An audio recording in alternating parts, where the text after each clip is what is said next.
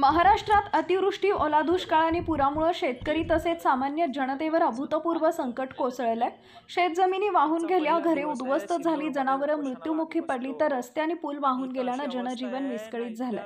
सिल्लोड प्रतिनिधी वसीम आझाद या पार्श्वभूमीवर सिल्लोड तालुक्यातील सरपंच मंगेश साबळे यांनी मुख्यमंत्री, उपमुख्यमंत्री, महसूल मंत्री, ग्रामविकास मंत्री, रोजगार हमी योजना मंत्री, आपत्ती व्यवस्थापन मंत्री तसेच जिल्हाधिकारी आणि तहसीलदार यांना निवेदन पाठवून तातडीनं मदत जाहीर करण्याची मागणी केली आहे।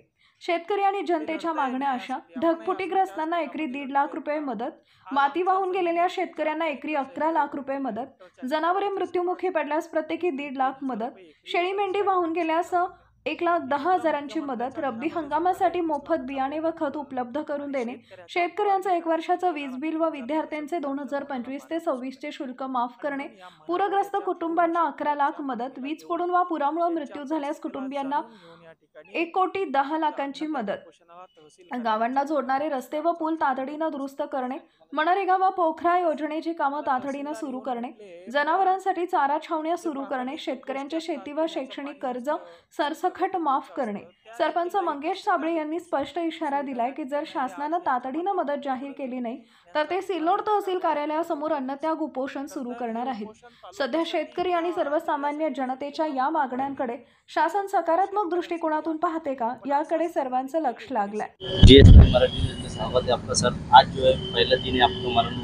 आमचा पहिला दिवस आहे सिल्लोडमध्ये उपोषणाला आम्ही बसलो आणि इथं अशी अवस्था आहे ना, इथल्या लोकांना, आमच्या उपोषणकर्त्यांना, मी तर एकटा आहे, इथं प्यायला पाणी देखील व्यवस्था केली नाही, इथं लघवीची व्यवस्था केली नाही, इथं लाईटची व्यवस्था केली नाही, असलं हे प्रशासन आहे।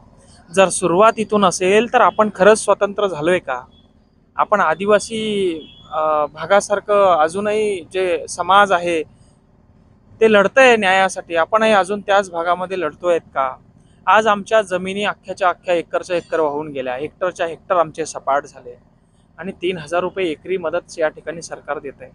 एकीकडं मुख्यमंत्र्याच्या घरामध्ये झोपायला 21 लाखाचा बेड लागतं आणि शेतकऱ्याच्या फवारणी करण्यासाठी येणारा 3,000 खर्च तुम्ही आमच्या तोंडाला पानं पुसत आहे।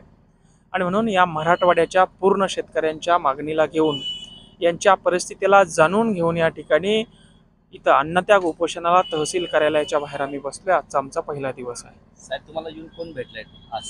आम्हाला तहसीलदार येऊन भेटले, पण जे प्राथमिक गोष्टी असतात, पिण्याचं पाणी असतं, शौचालय लघवीचं असतं, त्या देखील, लाईट असते, त्या देखील सुविधा या ठिकाणी हे आज यांच्या माध्यमातून उघड झालं आणि यांचा भोंगाळगांड्या कारभार या ठिकाणी उघडकीस आला। खरं तर हे उपोषण तालुक्यासाठी, इथल्या जिल्ह्यासाठी नसून पूर्ण मराठवाड्यातील, महाराष्ट्रातील शेतकऱ्यांसाठी आहे। पण असं असताना देखील एक बेसिक गरज जी असते, शहराची बेसिक व्यवस्था जी असते, ती देखील या ठिकाणी नाही। म्हणजे इथली व्यवस्था किती भिकारचोट आहे यातून आपल्या लक्षात येतं। धन्यवाद साहेब।